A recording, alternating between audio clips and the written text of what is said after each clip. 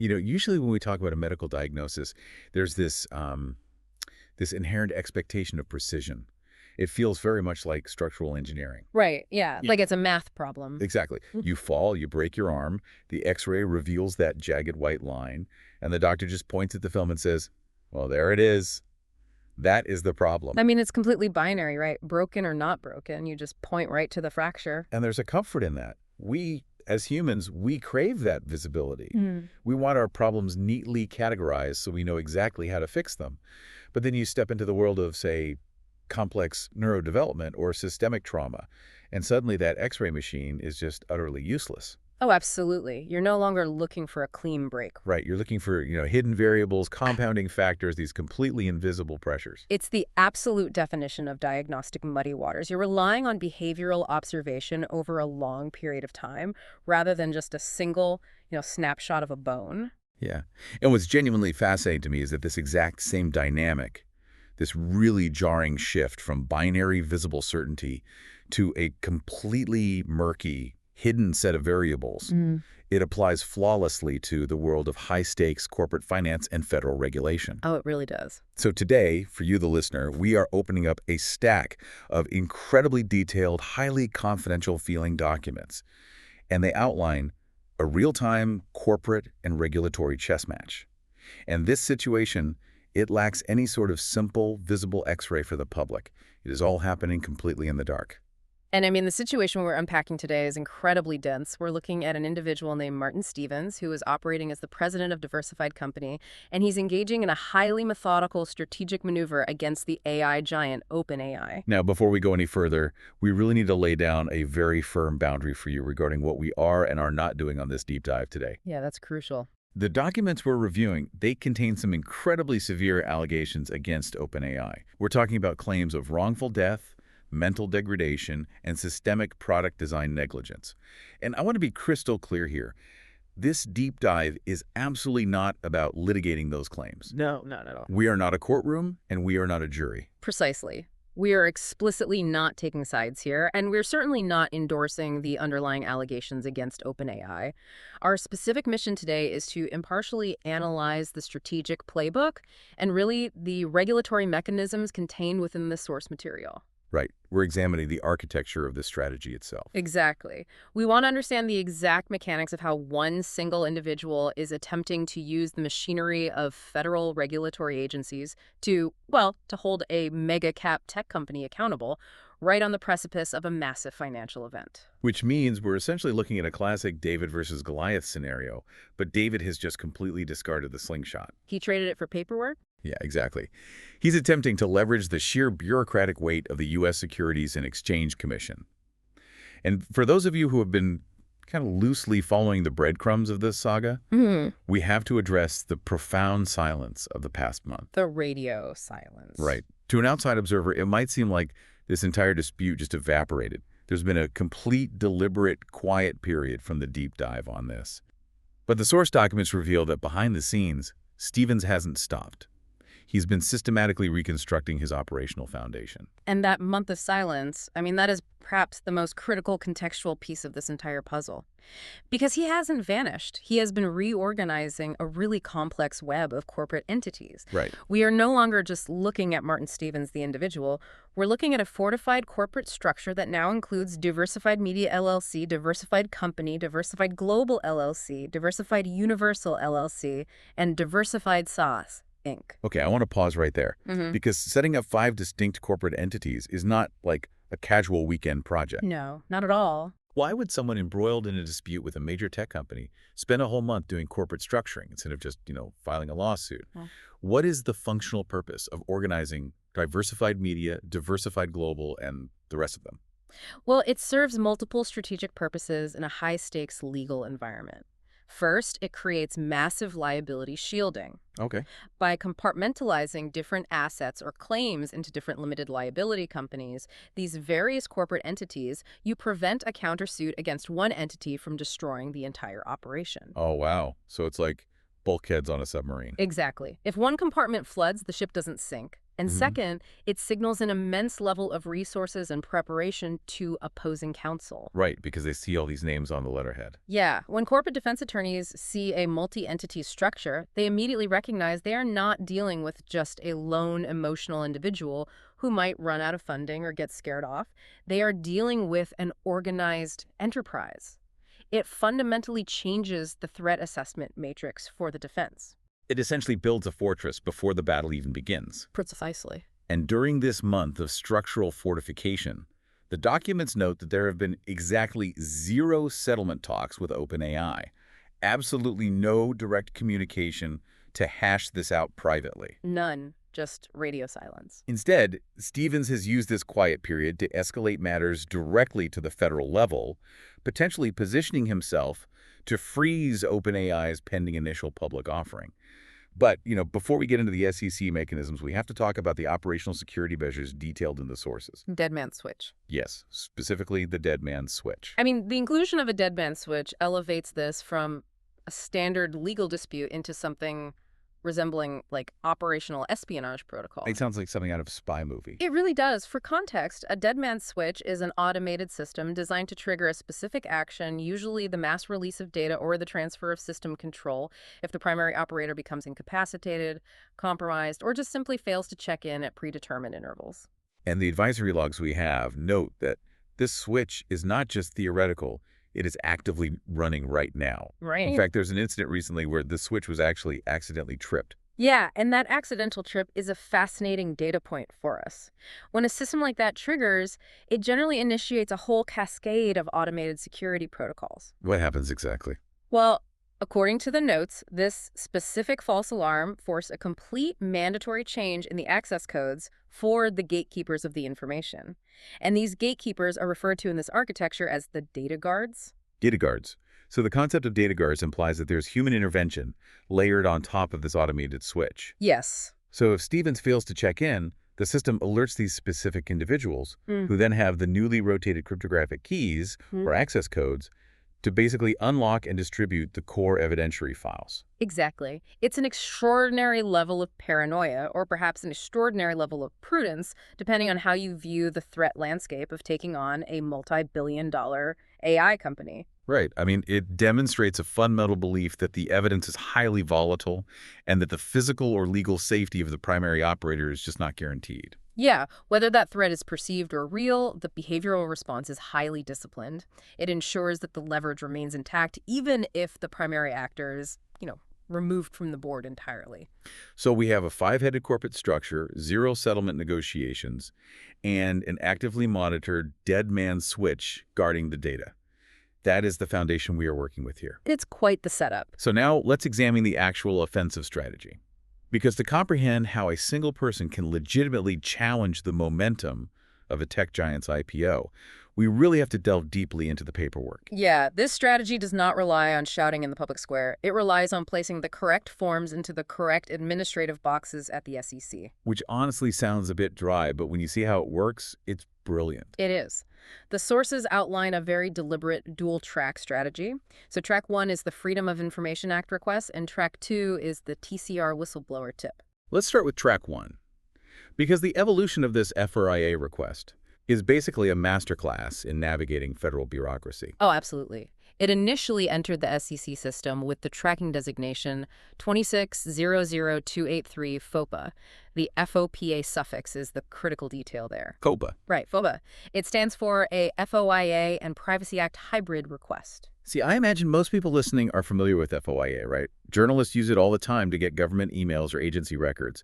But why did the SEC flag this specific request with that Privacy Act hybrid designation? Like, what triggered that extra layer of bureaucracy? Well, it was triggered because Stevens was requesting documents from the SEC that specifically named himself and his own companies, and when you do that, you trigger the Privacy Act of 1974, specifically Section 5 U.S.C., Section 552A. Oh, okay. The core philosophy of the Privacy Act is to protect citizens from having their personal information carelessly distributed by the government. Which makes sense. Right. Therefore, federal agencies are strictly prohibited from releasing non-public files containing an individual's personal information to anyone unless they can absolutely verify that the person requesting the records is, in fact, that specific individual. Which creates this fascinating bureaucratic bottleneck. Mm.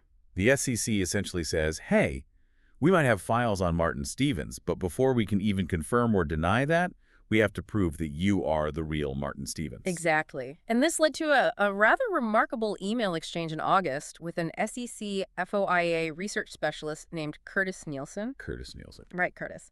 He informed Stevens that the entire search process is halted, just frozen, pending identity verification. And this is where so many amateur legal strategies just fall apart, really. Oh, constantly. They hit a bureaucratic wall like an identity verification request. They get frustrated, they argue with the clerk, and the request just dies on the vine. Yep. They yell at the librarian and get kicked out. But the document shows Stevens complied flawlessly with the administrative burden. He submitted the formal online SEC Privacy Act access form, and then he replied directly to Curtis Nielsen with a clear, unredacted copy of a government-issued photo identification. So he plays the game exactly by their rules. He just hands over the ID. He does. And once that identity verification hurdle is officially cleared, the SEC internal machinery shifts gears entirely. They reclassify the request.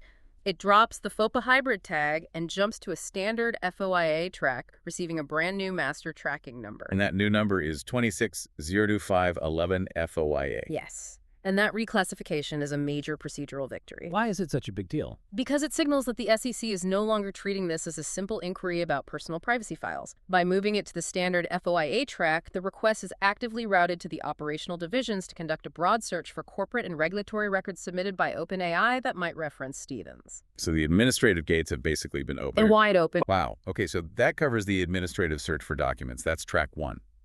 But track 2 is where the actual teeth of this strategy reside, in my opinion. Without a doubt. Track 2 is the TCR whistleblower tip, specifically submission number 17847479109121.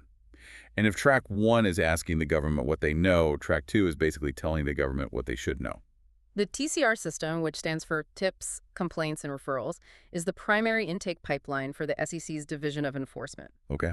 It's how outsiders flag potential securities fraud or, major disclosure failures. And the most vital element of Stevens' submission ties directly into the Dodd-Frank Wall Street Reform and Consumer Protection Act. Okay, Dodd-Frank. Yeah. On the TCR intake form, there is a specific box asking if the submitter is claiming whistleblower award eligibility. Stevens checked yes and executed the submission under a penalty of perjury declaration. Let's unpack the Dodd-Frank element for a moment here, because this legislation, it was born out of the 2008 financial crisis, right? Right, exactly. The government realized they couldn't possibly police every single corporate boardroom on Wall Street, so they decided to heavily incentivize insiders and original sources to just bring the crimes directly to them. Exactly. They crowdsourced enforcement. Right. But what does checking that yes box practically mean for Stevens in this specific dispute? It fundamentally alters his legal standing with the federal government. By claiming that eligibility under the Dodd-Frank provisions, specifically 15 U.S.C. Section 78U-6, he officially locks himself in as an original source of the information. Original source. Yes. And the financial incentives are massive. If the SEC investigates this tip and ends up levying monetary sanctions of over $1 million against OpenAI for material omissions or failing to disclose these legal holds, Stevens is statutorily entitled to between 10 and 30% of the total collected funds. Wow. Yeah, he has formally planted his flag in the federal regulatory ground. I need to push back on this strategy, though, because if I'm looking at this from a traditional litigation standpoint, it feels incredibly contradictory. How so? Well, let's imagine a military strategy for a moment. This looks like a pincer movement. You have the administrative flank pushing in with the FOIA request and the enforcement flank pushing in with the TCR tip. But if the SEC actually takes the bait, like if the Division of Enforcement launches a formal, massive investigation into OpenAI based on his tip, doesn't that massive federal footprint usually crush or freeze any private lawsuits? It's a common assumption. Right. Like, how do these two completely different legal trains run on the same tracks without colliding? If he is now an official SEC whistleblower seeking a federal bounty, can he still pursue a private civil settlement for his actual damages? That is a phenomenal question, and it's a huge point of confusion for many who observe corporate litigation. The short answer is yes, he absolutely can. Really? Yes. Submitting a tip to the SEC does not forfeit, restrict, or preempt your right to file a private civil lawsuit, nor does it bar you from entering into a private settlement. They are entirely independent causes of action operating in parallel universes. So the SEC is strictly policing the integrity of the financial markets and the accuracy of corporate disclosures, while Stevens personally holds the specific civil claims for product liability, negligence, or breach of contract. Precisely. And the advisory sources in our stack specifically cite SEC Rule 21F17, which provides an incredibly powerful shield for whistleblowers in this exact scenario. What does that rule do? Rule 21F17 makes it explicitly illegal for any company to take actions that impede an individual from communicating directly with the SEC staff about a possible securities law violation. Which means OpenAI cannot use their immense financial leverage to buy his silence regarding the federal investigation. Exactly. OpenAI cannot legally draft a private settlement agreement that demands Stevens withdraw his SEC regulatory tip as a condition of receiving his private payout. Wow. Yeah, such a clause would be void and would actually constitute a separate severe violation of SEC rules by OpenAI itself. The regulatory enforcement track and the private civil remedy track operate on simultaneous timelines. Action on one does not cancel out the other. That gives Stevens a staggering amount of leverage. I mean, he has essentially engineered a scenario where OpenAI has to fight a two-front war. They absolutely do. So the traps are set. The FOIA request is digging through the SEC filing cabinets to see what OpenAI has disclosed, and the TCR tip is sitting on the desks of the enforcement division detailing exactly what OpenAI has allegedly done. The pincer movement. Right. And now we arrive at the moment the first trap actually springs, the sound of silence. Yeah, this is where it gets interesting. On August 14th, 2026, Curtis Nielsen, the FOIA research specialist we discussed earlier, sends his final response. And surprisingly, the trap caught absolutely nothing. Well, the August 14th letter from the SEC is brief, bureaucratic, and highly significant. Curtis Nielsen formally writes that after conducting a thorough search of the SEC's various internal systems and databases, the office did not locate or identify any records responsive to the requests. So 0 records. 0 records submitted by OpenAI that contain any reference to Martin Stevens, Diversified Company, or his pre-litigation legal hold notices. With that conclusion, the FOIA case is officially marked closed. I have to admit, if I received a letter from the government saying, we searched everything and found nothing, case closed, my initial reaction would be immense disappointment. Well, it feels like a loss. Yeah. Curtis Nielsen is basically saying, hey, we came up empty, have a nice day. He is not initiating a grand jury. He's not launching a subpoena blitz. Doesn't this imply that the SEC just shrugged their shoulders and walked away? Doesn't a closed case file mean Stevens failed to get the government's attention? It is entirely counterintuitive, but it's actually the exact opposite. What we are witnessing here is a concept I would call the trap of omission. The trap of omission. In the realm of regulatory warfare, this adverse decision, the formal finding of absolutely no records, is a colossal strategic victory for Stevens. It acts as a time-stamped, official, federal government receipt proving a negative. Proving a negative is notoriously difficult in law. It is, which is what makes this document so incredibly valuable. This letter proves definitively that OpenAI did not voluntarily disclose Stevens' pre-litigation hold notices, nor did they disclose his claims regarding severe model defects during any of their confidential pre-filing discussions with the SEC leading up to the IPO. Because if OpenAI's highly paid legal team had proactively brought this up to the SEC to just, clear the air, Curtis Nielsen's search would have flagged those meeting notes or disclosure memos. Exactly. The fact that the search came back empty means the corporate disclosure simply does not exist. Exactly. And regarding your point about Curtis Nielsen just closing the file and walking away, we really have to understand the rigid, almost impenetrable administrative silos that exist within federal agencies like the SEC. Okay, lay it out for me. Curtis Nielsen operates within the Office of FOIA Services. He is, for all practical purposes, a records custodian. His statutory mandate is strictly limited to receiving requests, running database queries, and handing over the results. He possesses absolutely zero enforcement power. He cannot issue a subpoena, he cannot compel testimony, and he certainly cannot freeze an initial public offering. I see. So he's essentially the head librarian of the SEC. Yes. If you ask him for a specific book, he checks the index cards. Yeah. If the book isn't there, he tells you it's not there and goes back to his desk. He doesn't call the police to investigate a book theft. That is a perfect analogy. Yeah. He is the librarian.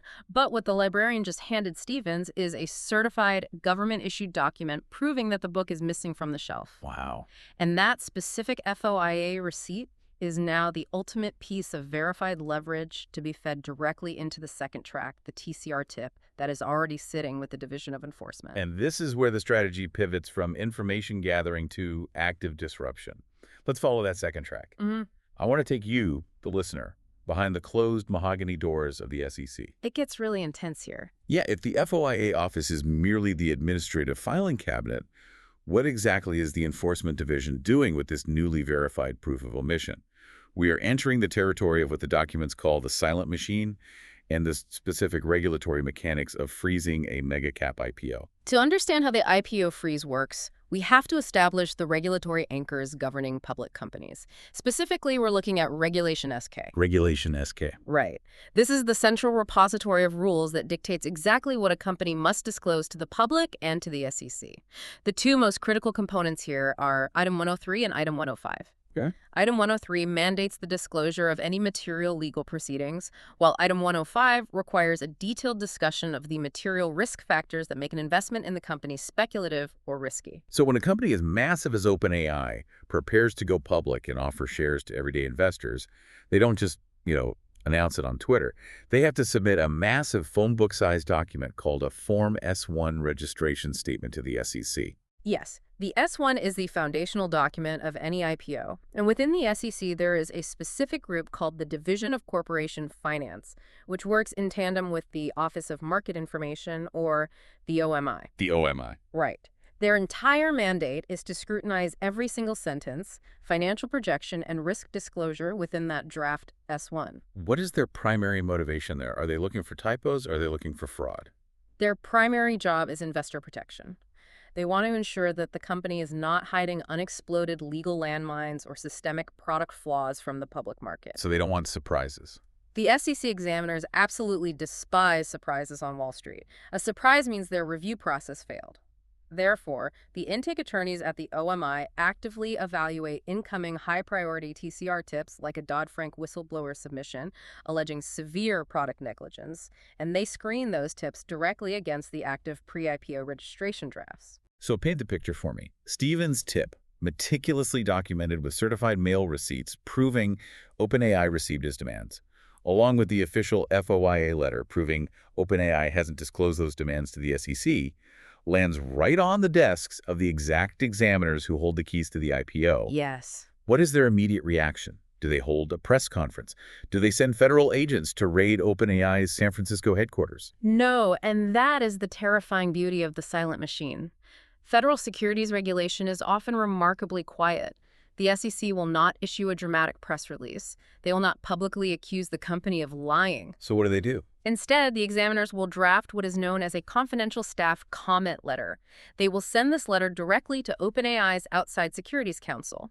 The letter will essentially demand that OpenAI amend their draft S-1 disclosures to specifically include these legal holds, and more importantly, it will demand an explanation as to why these material risks were omitted in the first place. It reminds me of the dynamic with a municipal building inspector. How so? Well, imagine a real estate developer has just finished constructing a billion-dollar state-of-the-art skyscraper. The glass is gleaming, the mayor is scheduled for the ribbon-cutting ceremony tomorrow, the champagne is on ice. But then the building inspector walks through the basement and finds a single, unaddressed stress fracture in the foundation. Just one crack. Yeah. The inspector doesn't call the local news station to humiliate the developer. The inspector simply, quietly, refuses to sign the certificate of occupancy. And without that single piece of paper, you cannot legally open the doors. It is quiet, it is highly bureaucratic, but it is an absolutely devastating blow to the project timeline.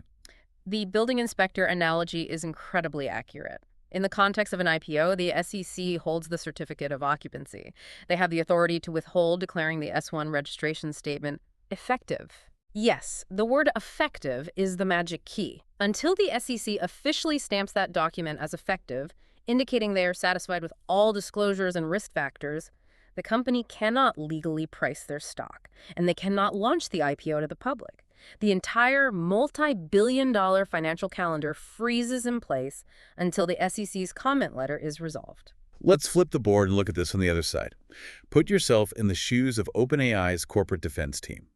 They're sitting in a pristine glass conference room, highly caffeinated, prepping for the biggest financial event of the decade. And suddenly, they receive a highly confidential SEC staff comment letter regarding an undisclosed whistleblower named Martin Stevens. It's a bad day at the office. It's a terrible day. What is the immediate internal response? What does the corporate defense playbook look like in that exact moment? Well, according to the strategic advisory sources we're reviewing, OpenAI's internal crisis machine will immediately trigger 3 very specific simultaneous steps. Okay, what's step 1? Step 1 is a frantic internal audit of filings and holds. The General Counsel's office will tear through their internal legal hold registries and email servers. They need to verify, factually, if Stevens' formal notices were actually received and cataloged by their systems. Essentially, the executives are asking their own lawyers, did we actually screw up and lose this paperwork in a spam folder? Or did someone intentionally decide to ignore a federal whistleblower? Exactly. Because the answer to that question completely determines their liability. They also have to evaluate whether Stevens' claims cross the threshold of a material legal proceeding under Item 103. If the claims are deemed immaterial, they might try to argue with the SEC that disclosure isn't required. What's step 2? Step 2 involves monitoring the SEC FOIA process. OpenAI's regulatory counsel will start aggressively monitoring incoming FOIA notices. Often, companies are notified by the SEC when third parties request non-public records involving them. Oh, interesting. Yeah, and this awareness allows the company's lawyers to submit Rule 83 confidentiality requests, which is a legal maneuver to try and block the SEC from releasing any sensitive pre-filing discussions to the public. So they are trying to plug the leaks in the ship while simultaneously arguing with the harbor master. That's a great way to put it. And what is step 3? Step 3 is the most difficult. Assessing civil exposure versus regulatory risk. Their litigators have to sit down and evaluate the overall board state. They have to ask themselves, if we reach out and respond directly to Stevens, do we create more leverage for him? Does engaging validate his claims and increase our civil exposure? Or is the regulatory risk of a frozen IPO so massive that we just have to bite the bullet and pay him to go away? So, considering all that pressure, what are the actual odds that a senior executive at OpenAI picks up the phone, calls Martin Stevens directly, and says, hey, Martin, clearly things have gotten out of hand. Let's sit down and hash this out over coffee? The advisory sources calculate the odds of direct corporate outreach to Stevens as surprisingly low. They place it at only a 15 to 30% probability. Okay. Yes. Mega-cap tech companies have incredibly strict communication protocols. They almost never respond directly to a non-anonymous whistleblower. Direct, unscripted communications are a litigator's nightmare. Right. They can be subpoenaed, they can be cited in subsequent SEC filings, or they can be used as admissions of guilt in a civil court.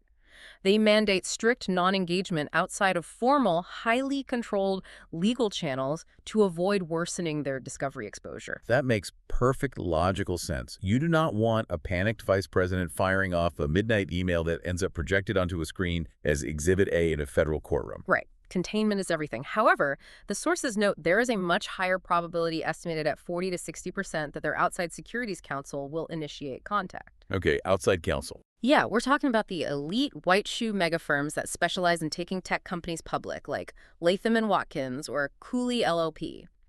But if they reach out, it won't be a friendly, informal chat. It will be a highly structured, formal invitation to mediation or a highly confidential, aggressive settlement offer. But the goal of that settlement offer isn't necessarily a sudden desire for justice, is it? Not at all. The goal is to clean up the S1 before the IPO pricing window closes. If an undisclosed, messy dispute with a whistleblower is the only thing holding up the SEC's approval timeline, resolving that dispute quietly and making the SEC comment letter go away is simply a line item cost of doing business. It is the absolute fastest route to clearing the regulatory hurdle. Wow. Okay. While we're discussing the internal systems of OpenAI, I want to bring up a specific subplot in the source documents that I found completely fascinating. The data export issue. Yes, the data export anomaly. The logs indicate that Stevens has been repeatedly attempting to export his raw account data and chat logs from ChatGPT to preserve his digital evidence. However, he keeps receiving these automated cancellation notices from the system. It's a very curious detail. It is. And if I'm playing devil's advocate here, large-scale cloud applications like ChatGPT are notoriously glitchy. Servers, timeout. Queues get stuck. Hmm. How can Stevens possibly use a canceled download link as an actual offensive legal weapon against them? Well, this is where the intersection of digital forensics and legal strategy becomes highly aggressive. The advisory sources break down two distinct possibilities for these ongoing expert cancellations. Okay. The first possibility is systemic technical failure, specifically a known issue called a queue override loop. Walk me through the mechanics of that. How does that work? In massive cloud architectures, data requests are placed in processing queues. If a user requests a massive data export, and the system is slow, the user might hit the request button again before the first process finishes. Right, we've all done that. Exactly. And when that happens, the automated system receives conflicting commands, gets confused by the overlapping logic, and defaults to canceling all pending requests for that user to prevent server strain. It's just a technical collision. So it could legitimately just be bad code or impatient clicking? It absolutely could be. But the second possibility outlined in the sources is manual legal interception. Manual interception. Yes. When a specific user account is actively associated with formal hostile legal communications like pre-litigation hold notices or verified SEC TCR references, corporate IT systems do not just let standard algorithms handle that user's data. They implement a targeted administrative hold. Why would they intervene manually like that? To ensure data is preserved strictly under the oversight of legal counsel, rather than being processed, modified, or potentially deleted by standard automated scripts. They lock the account's backend to prevent spoliation, but in doing so, they also freeze the user's ability to access their own historical records. Okay, but whether it is a server glitch or a lawyer pulling the plug, the end result is exactly the same. Stevens does not have his raw data. Why is the failure to get his data strategically useful to him? Because the act of documenting the cancellations themselves metamorphoses into new, distinct evidence. Oh, I see. By meticulously saving the exact cancellation emails, capturing the server headers, and logging the timestamps, Stevens is building a verifiable timeline. He is proving that he made good faith, repeated attempts to retrieve his own records. Right. If he can demonstrate that OpenAI is actively preventing a user from exporting their raw logs while the company is fully aware of active hostile litigation, those cancellation records lay the groundwork for a devastating legal maneuver known as a spoliation of evidence claim. Because it looks like the company is hiding the ball. It looks worse than hiding the ball. It looks like destroying the field. It allows his legal counsel to issue formal direct data access demands. They can essentially go to a federal judge or an SEC investigator and say, hey, we are trying to comply with evidentiary standards, but the defendant is actively utilizing their control over the server architecture to withhold critical evidence. It shifts the narrative entirely. Yes, it shifts the narrative from a product dispute to an active cover-up. Let's take a moment to step back and look at the sheer volume of leverage Stevens has accumulated in this silent month. It's a mountain of it. It really is. We have a highly fortified, multi-entity corporate structure. We have an operational dead man switch guarding the files. We have certified mail receipts proving legal holds were delivered. We have a verified FOIA confirmation proving those holds were hidden from the SEC. We have a Dodd-Frank TCR whistleblower tip sitting on the desks of the Enforcement Division.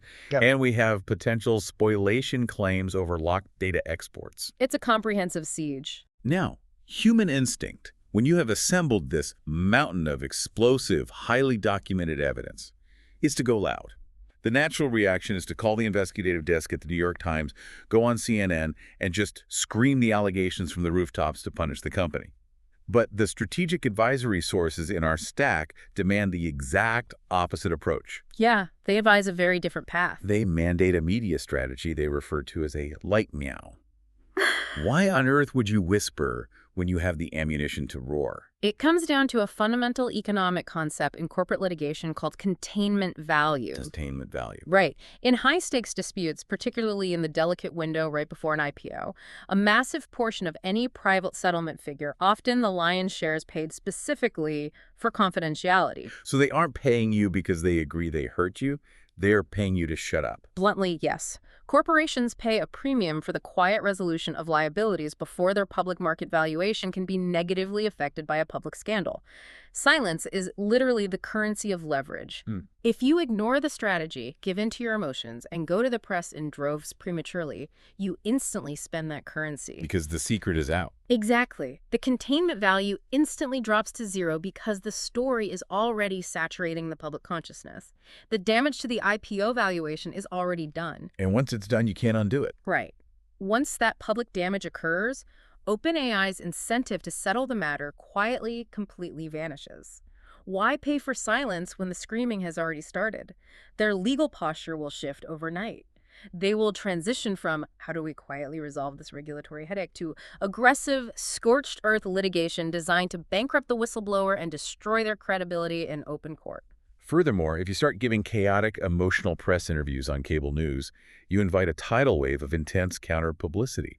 These mega-cap tech companies have PR crisis teams that specialize in character assassination. Oh, absolutely. Their defense attorneys will scrutinize every single word you say on television, looking for any tiny inconsistency between your public quotes and your sworn SEC FOIA submissions just to impeach your credibility. It is a massive, unforced error. It's reckless. And beyond the civil risks, creating a media circus could severely complicate your SEC whistleblower award status under the Dodd-Frank rules. How so? Well, the SEC values original confidential information that allows them to investigate cleanly. You do not want to blast the media while the SEC's silent machine is already working methodically in your favor behind closed doors. A sensational media headline will not speed up a meticulous federal SEC examiner. It will only complicate their job. Okay, the logic of the light meow makes perfect sense for the containment phase. Keep the powder dry. But leverage is only useful if you eventually apply it. If the strategy is a whisper now, when does the lion actually roar? When is the mathematically optimal time to utilize the press? The timing is not dictated by emotion. It is dictated by federal law, specifically the Joe BS Act. The Joe BS Act. Yes. Currently, OpenAI's draft S-1 registration statement is confidential as they quietly negotiate these SEC comment letters back and forth. But under federal securities regulations, a company cannot go public in secret. They are legally required to drop their full, final, unredacted Form S-1 onto the public SEC EDGAR database at least 15 days before they launch their investor roadshow. Let's clarify the roadshow for the listener. Yeah. That is the period where the executives fly around the world pitching the stock to huge institutional investors, pension funds, and investment banks to basically secure the billions in capital. Correct. It is the critical sales pitch. And that 15-day window before the roadshow begins is the absolute point of no return. That is the precision strike window. So that public S-1 drop on the EDGAR database is the ultimate trigger mechanism for Stevens. Yes. The moment that document hits the public server, every single financial reporter, hedge fund analyst, and short seller on Wall Street is going to be feverishly reading Item 103 and Item 105 to see what risks the company finally admitted to. If OpenAI chooses to omit Stevens' legal holds and product defect claims from that final public filing, the trap snaps entirely shut. They have officially lied to the public market. Because at that exact moment, the strategy shifts. Stevens' case is meticulously curated one-page press packet. This isn't some rambling manifesto. It is a surgical packet containing his certified mail receipts, his FOIA letter proving they hid it during the confidential phase, and his TCR number proving the SEC Enforcement Division possesses the evidence. The receipts. Yeah, and he drops it. But according to the sources, he doesn't blast it to 100 reporters. He gives it as an exclusive to a single Tier 1 investigative financial journalist, someone at the Wall Street Journal or Bloomberg. Why only one? Because you want the journalist to do the heavy lifting of validation. You hand the packet to a deep-dive financial reporter who fundamentally understands technical data, spoliation claims, and the nuances of securities disclosure laws. Okay, so they know what they're looking at. Exactly. You give them the exclusive so they invest the time to actually verify the federal tracking numbers. And once that Tier 1 outlet breaks the story backed by timestamped, official government records, and verifiable SEC codes, the media syndication engine will do the rest of the work naturally. Secondary news outlets, blogs, and cable networks will pick up the Bloomberg or Wall Street Journal report in droves without Stevens ever having to send a single pitch email. It engineers a fully documented, federally verifiable disclosure scandal at the exact agonizing moment. Institutional investors are trying to determine a price for the stock. It does. The pressure on the board of directors would be astronomical. It is the maximum point of leverage applied at the maximum point of vulnerability. As we synthesize all of this, the level of strategic discipline required to execute this playbook is just staggering. What we have been analyzing today on this deep dive is not a strategy about making the most noise or being the angriest person in the room.